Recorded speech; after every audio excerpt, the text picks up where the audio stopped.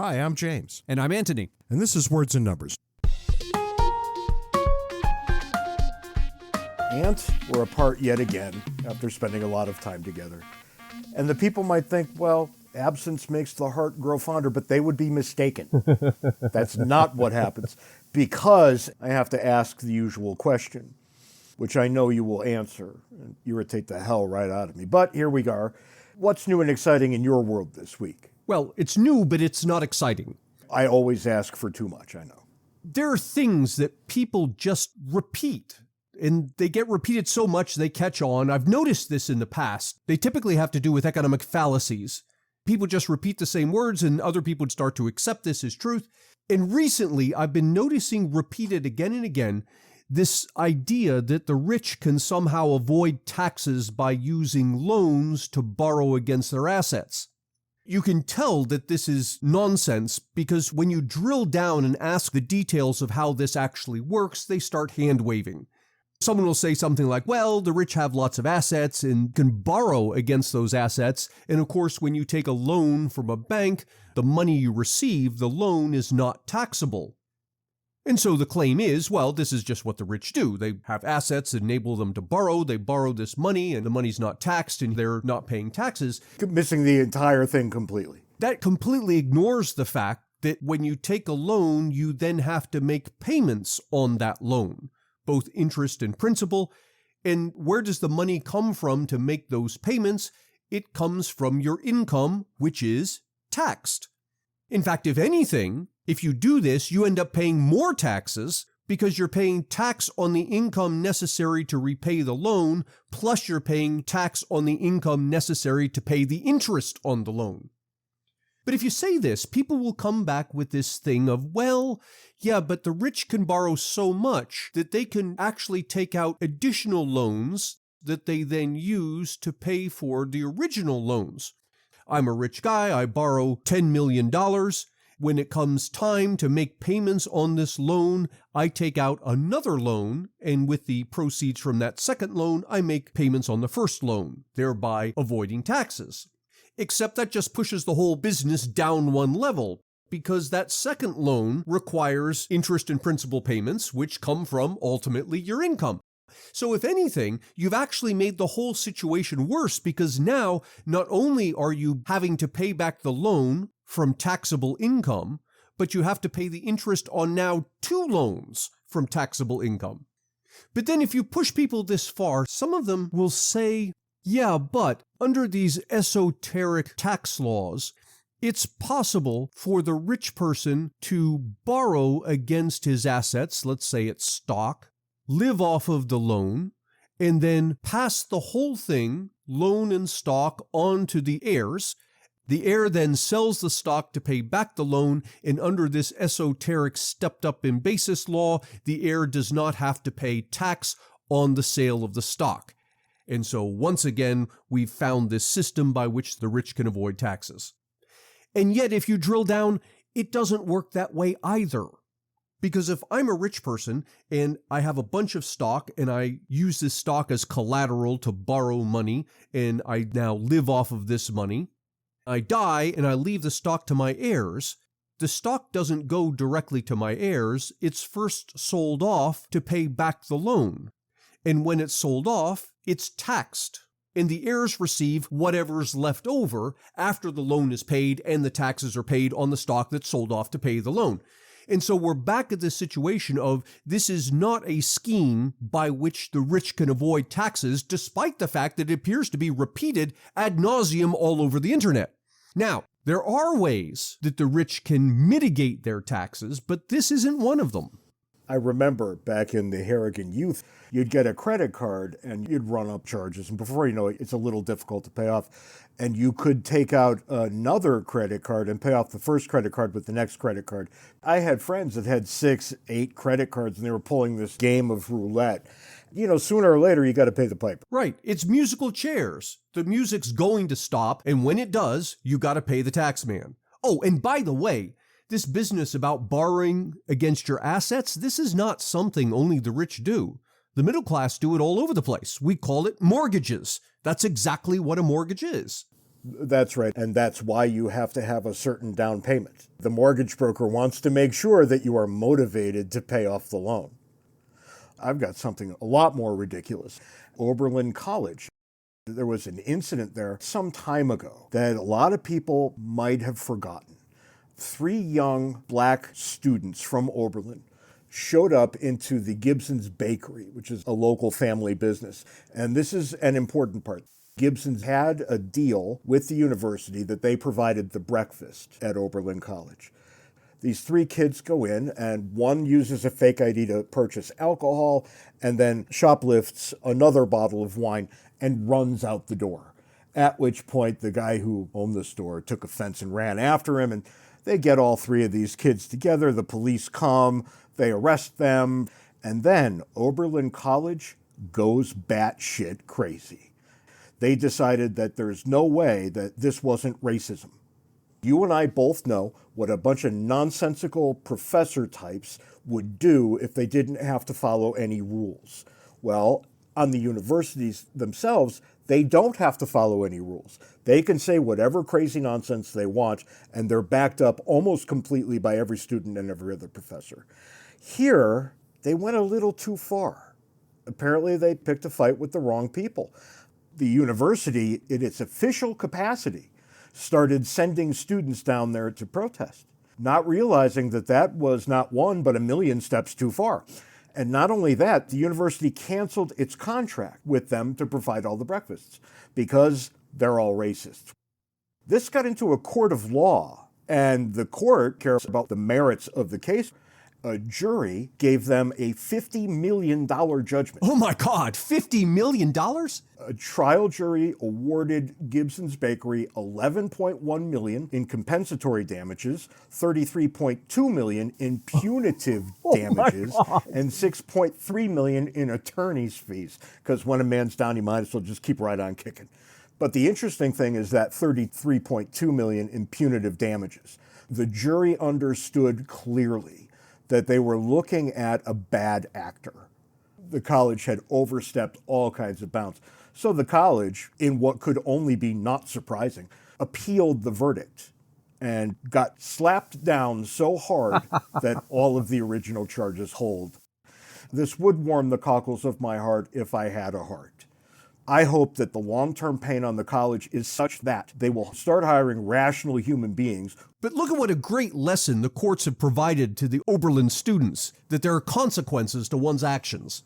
That's right. And I hope a lot of other colleges look at this and say, all right, we've got the crazy faculty that we've got, but maybe we tell them not to send people out to picket businesses in town. Where was Oberlin's lawyer in all of this? Losing. The Wall Street Journal has the story. I'm going to leave it in the show notes. If you don't have a subscription, you may not be able to see it, but you'll find it in lots of other places. That was not the foolishness of the week. Oh, that was right up there. There's a town in Oklahoma called Tallahassee. This was a thriving all-black town. It was, as the story goes, ravaged by governmental policies that divested it and other black communities. I don't know what that means, actually. Let me just read you the money paragraph. The once thriving all-black town of Tallahassee was ravaged by government policies that divested it and other black communities, said Mayor Keisha Curran, and she says the city is owed reparations to get back on its feet. So what we've got here is a town in which no one lives. And in order to make right our racially charged past, what we need to do is give some money to somebody to rebuild an entire town. Hang on, Now, I missed something. What do you mean nobody lives? Nobody lives there. It's an empty town. So when you said devastated and ravaged, that's exactly, there's nobody there. No, everybody moved away. And apparently white America is on the hook to rebuild this town. I mean, reparations always sounded foolish enough to me, right on the merits of the first kind, when we had to pay it to individual people. When we have to pay it to rebuild a town that everybody has decided not to live in. Right, it's not a town, yeah? But I guess when that sweet, sweet government money is a possibility, you'll say and do anything to get it. And I think we're probably going to see a lot more of things like this, which is a collective vision of guilt and punishment. To get more Ant and James, buy a copy of our excellent book, Cooperation and Coercion. You can find the paper and electronic versions on Amazon and the audio version on Audible. If you'd like to support Words and Numbers, make your way over to patreon.com/wordsandnumbers, where you can contribute to our podcast-making habits. If you'd like to schedule us to come speak at your event, be it corporate or educational, or have James officiate at your wedding, send us an email at wordsandnumberspodcast@gmail.com. Today we're recording from Mount Hebron High School in Ellicott City, Maryland.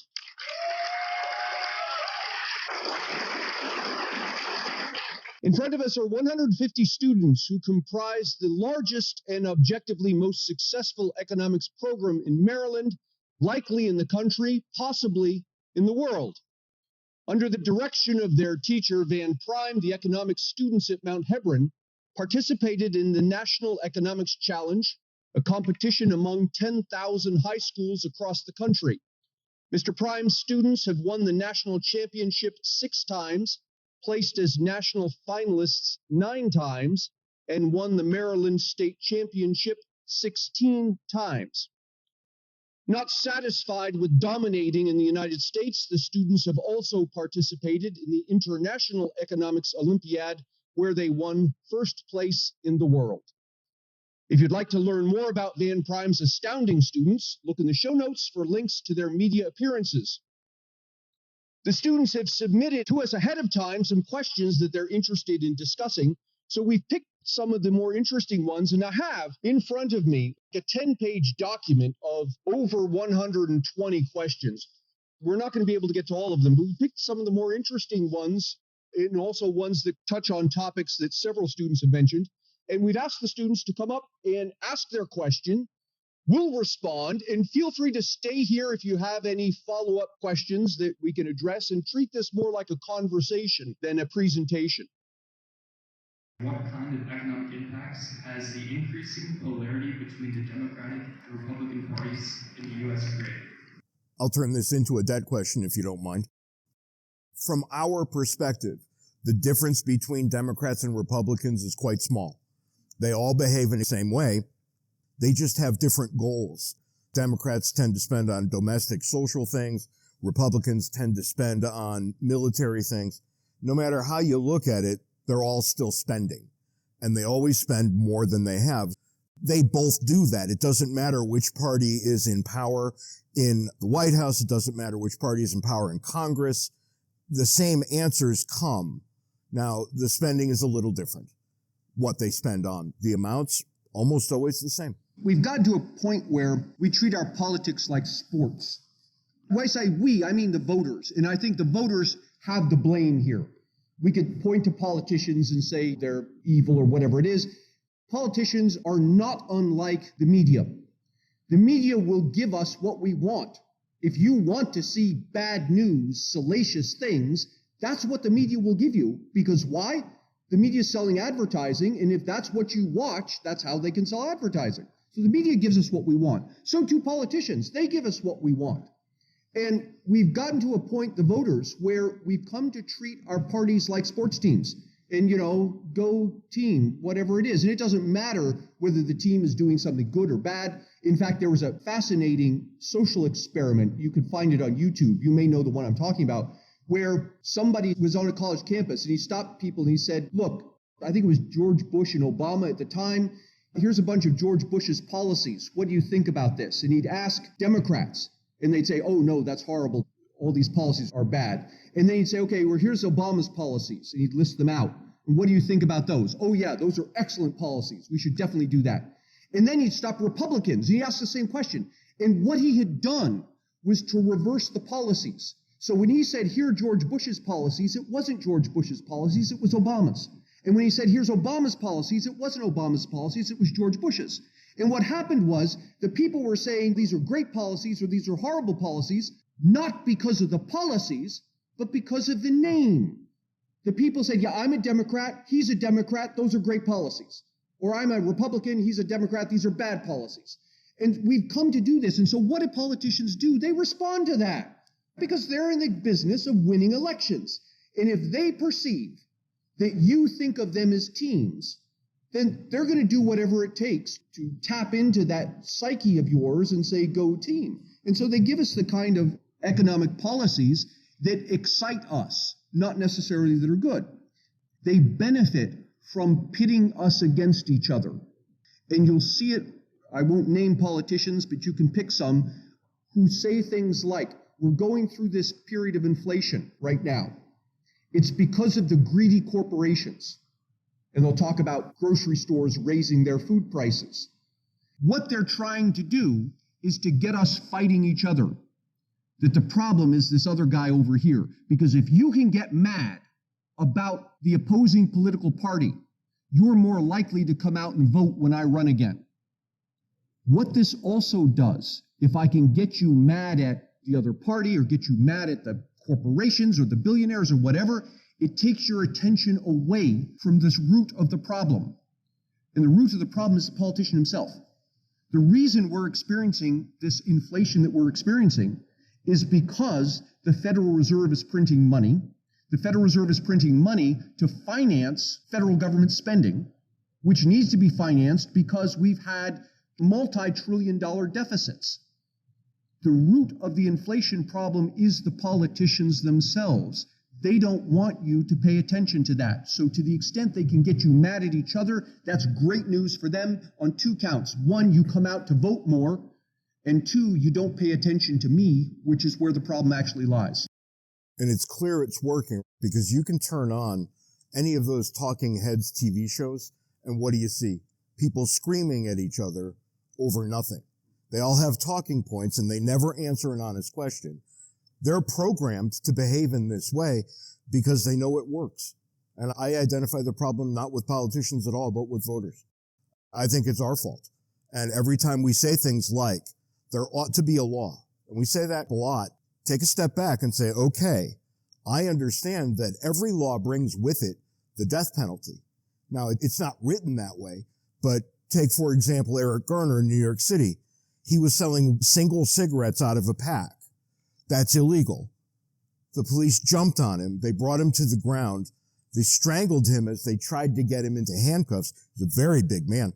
And they killed him over selling loose cigarettes. That's the end result of every law if you don't comply. And when you start looking at that sort of governmental power that you will never have, you have to start asking questions about the laws they pass. And we don't. We get the politics we deserve. If we deserved better, we would have to act better. And the American founders knew that. And they tried to design a government which would filter out the worst of our behaviors through institutional governance.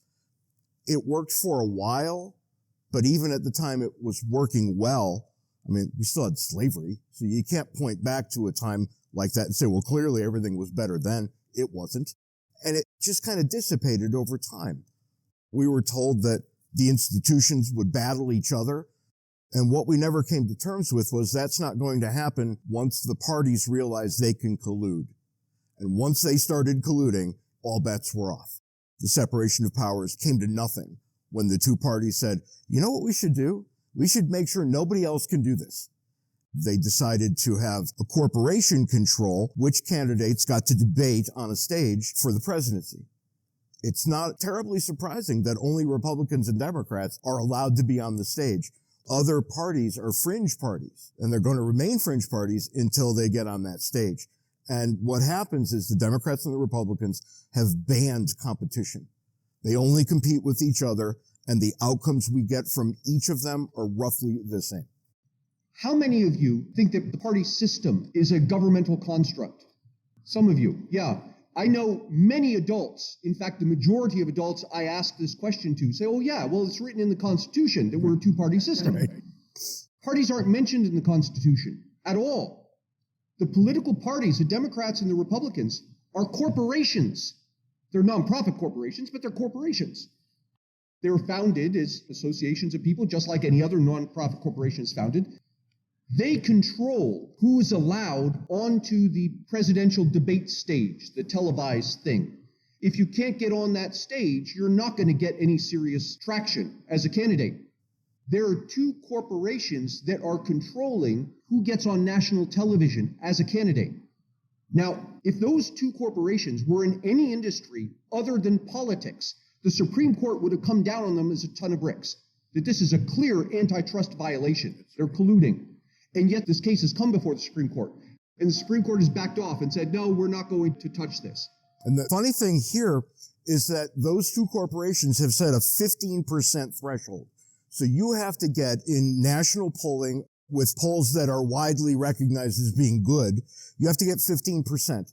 And if you don't, you can't get on the stage. Now, sooner or later, somebody's going to get the 15%. And they're going to up it to 20. And they're going to up it to 20. That's exactly right. With a modern-day economy and a rapidly rising inflation, do you believe that the government should take further action or step back and let the invisible hand handle a current situation? Let me give you an answer both ways. And you'll find this theme running through our book, Cooperation and Coercion.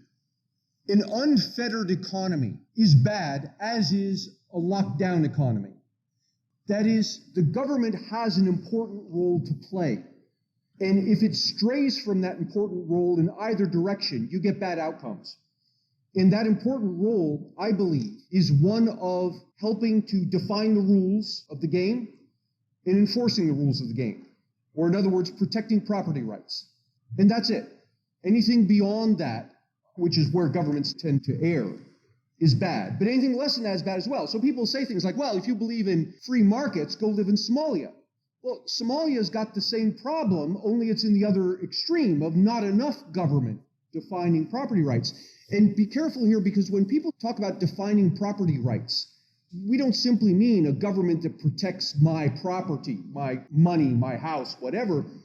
It includes things like a government that protects my life, a government that prevents corporations from polluting the air and the water. Those are all violations of property rights as well. So a government that protects property rights but otherwise leaves people alone seems to hit that sweet spot of enough but not too much. There are all kinds of problems around the edges with all of that, and yet there's no way to answer them all that well. What about the rights of workers? What about what we would consider to be more basic human rights? And I think the government probably has a pretty solid role to play there as well. When you hear us talking about markets, I think you would always have to say markets broadly construed. As Ann says, it's not just this thing right now. It's not your house. It's not your car. It is those things, but those are not sufficient. It's a lot more too. With oil and natural gas prices rising, will the economy naturally move towards sustainable energy sources, or will the government need to create incentives or enact laws to move the economy? Yeah, see, this is interesting because it refers to the previous question, which is the proper role of government. If you have a government that is protecting property rights, and that's all, then the government is not, for example, subsidizing big oil, nor is it allowing energy producers to pollute the environment. And if you're in a situation like that, the market will figure out what the right energy source is.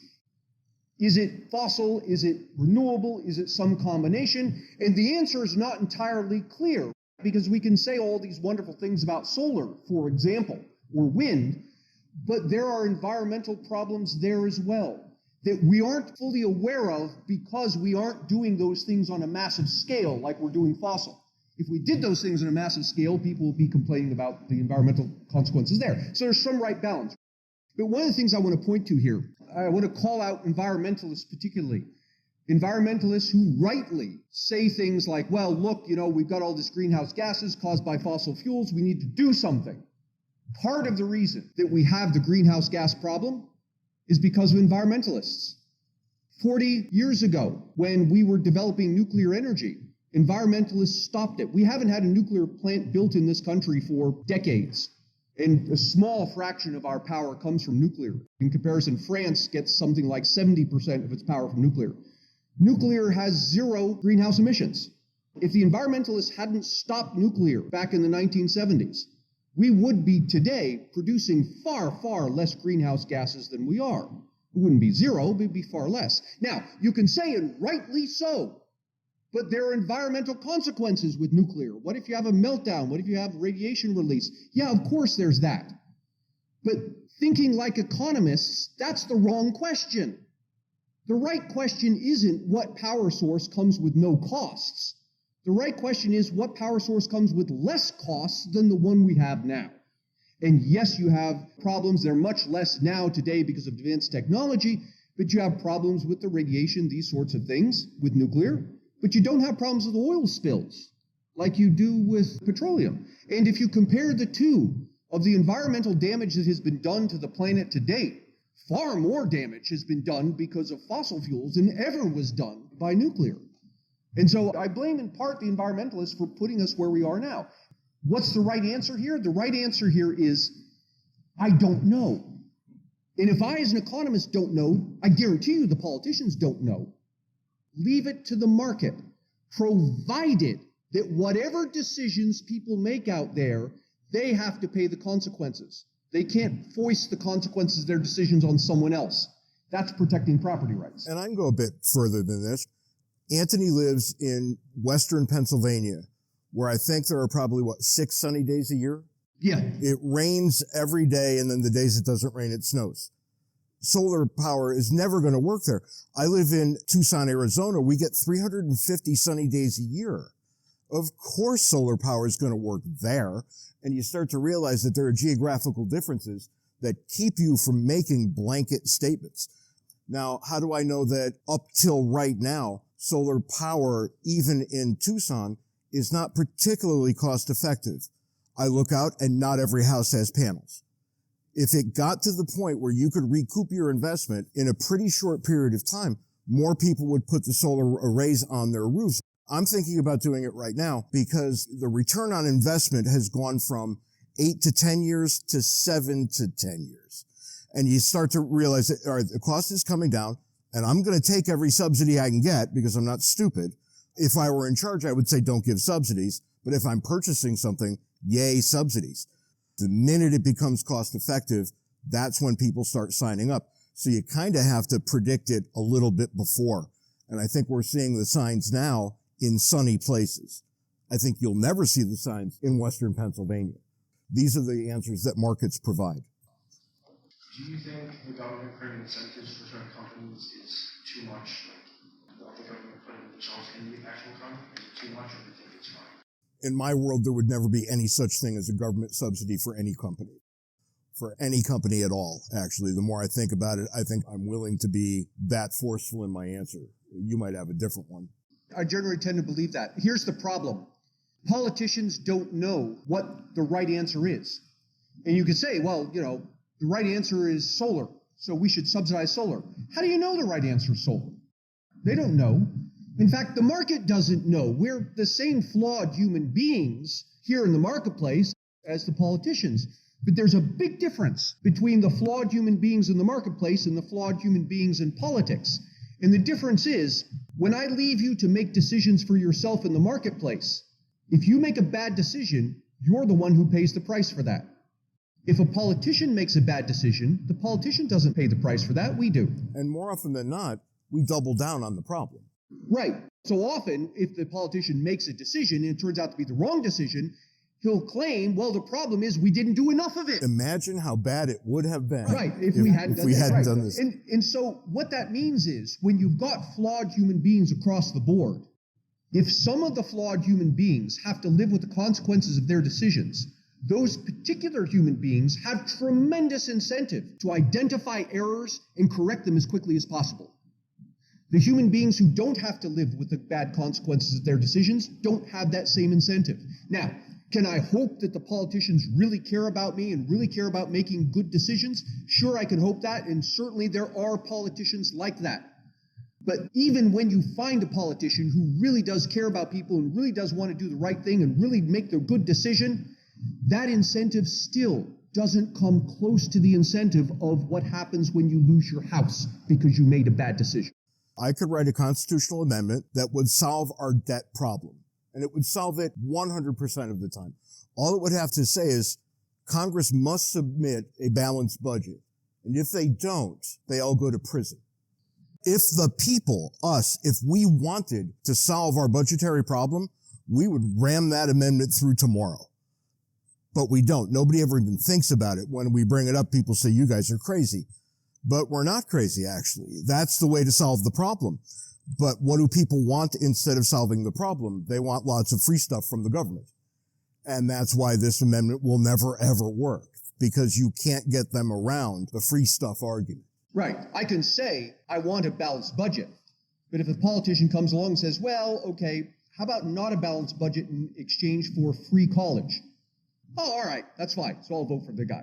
And then he says to James, how about not a balanced budget in exchange for increasing your retirement benefits? And James says, oh, okay, I'll vote for that. I especially like the interest deduction I get on my mortgage. Right. Now take that phenomenon and multiply it by 535 politicians, and all of a sudden you have everybody in the country whose number 2 priority is balancing the budget, but everyone in the country has a number 1 priority that is, okay, but don't balance the budget in exchange for this one thing that I want. On the topic of internalized costs and internal energy, what's your opinion of like a climate tax to internalize the cost of emissions for private individuals? The question was about a carbon tax. With fossil fuel, you have this problem that I can run my lawnmower engine and it emits pollution that imposes a cost on you. Now, I've said that the proper role of government in society is protecting people's property rights, and I've just violated your property rights by polluting the air that you breathe. So there's a good and proper role for government here in mitigating that pollution. Now, how's the best way to go about doing that? I don't know. Carbon tax is one approach. It's not a perfect approach, but it's one approach. There are other approaches we might think of.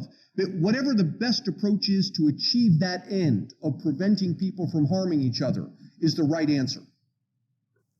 So in other countries, like this push towards public transportation. So with rising like gas prices, do you think like people are going to start taking public transportation? I think there's a 2-part answer to that question. Inside major cities, public transportation seems to work reasonably well. Is it perfect? No, not by a long shot. But I live in a city of about 500,000. There are buses that more or less blanket the city. And oddly, when I look at them as they make their runs through the city, they're almost always empty. So, okay, there's something going on locally. And locally is where you can make the case that these are going to work best. I lived in Boston for a while. I can't imagine that town without the MBTA. It works well. It's a little expensive for my taste, but so are cars. When you get this argument about Europe, though, it's functionally a different argument, because when you look at Europe, people are usually talking about going from one major city to another. Anybody who's been to Europe has probably done this. I always use trains. They tend to run pretty close to on time, and they cost very little. They work there because all the major cities are close together. That's exactly why they'll never work here. You can't take a train from Boston to Los Angeles without wasting your time. Airplane traffic, much cheaper. This is what we have decided works here. And of course, that's what we've decided. Our major cities are far flung. They're far apart. I'm going to go to the airport as soon as I'm done here and fly home to Tucson. If I had to take a train or a bus, I would have to waste the better part of the next 3 days. I'm not willing to do that. And when you look at it, no one else is either. So you get this twofold kind of answer. Within the cities, it makes a lot more sense. And when you look at from town to town, it makes almost no sense at all. A lot of people on the American left want to hold up Europe as the standard. And I get that. It's a good standard. But our geography doesn't lend itself to the same sorts of answers. Do you know the story of the Sunset Limited? Oh, for crying out loud. It's an Amtrak line. It was inaugurated in the 1970s. The Sunset Limited runs from Los Angeles to New Orleans. For a while, it went on to Tampa, but then I think they shut that section down. But today, it still runs Los Angeles to New Orleans. Been running since the 1970s. Has never turned a profit. Not once. From the time I was in kindergarten, the Sunset Limited has never turned a profit. And yet it persists. It keeps on running. In fact, not only has it not turned a profit, the Sunset Limited loses so much money. Amtrak would actually save money if it shut down the Sunset Limited and handed out free airline tickets to its former passengers and said, fly from Los Angeles to New Orleans. It's actually cheaper for Amtrak to hand out free airline tickets than it is to keep running the Sunset Limited.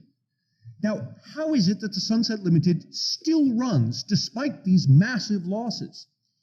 It still runs because the Sunset Limited runs through a tremendous number of congressional districts, throwing off jobs in every one of them. And so all of a sudden, you've got a situation where a bunch of congressional representatives have an incentive to keep voting for the Sunset Limited, even though it's a massive loser. It achieves what each individual politician wants, which is to get reelected because there's a bunch of jobs in my district. And this is the sort of problem that arises when you attempt to do public transportation over massive distances like that. Doing public transportation on a shorter distance within a city is fraught with enough problems. But at least there, the taxpayers are much closer to the politicians and are able to hold them accountable. I live in Pennsylvania. I can't hold Arizona politicians accountable for anything. And yet, those Arizona politicians keep voting for the Sunset Limited, which comes out of my pocket. And that's all the time we've got this week on Words and Numbers. Until next time, be sure to follow us on Twitter. Handles are in the show notes. Join Words and Numbers Backstage, the Facebook group where the conversation continues, and send us email, wordsandnumberspodcast@gmail.com. But until next week, try to be nice to one person who doesn't deserve it. Just one.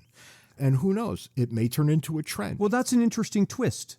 Be nice to one person who doesn't deserve it. Being nice to people who deserve it is easy. That's easy, right? Being nice to somebody who doesn't deserve it is really hard. Give it a shot. You might feel good about yourself. Till next week, can't take it easy. See you next week, James.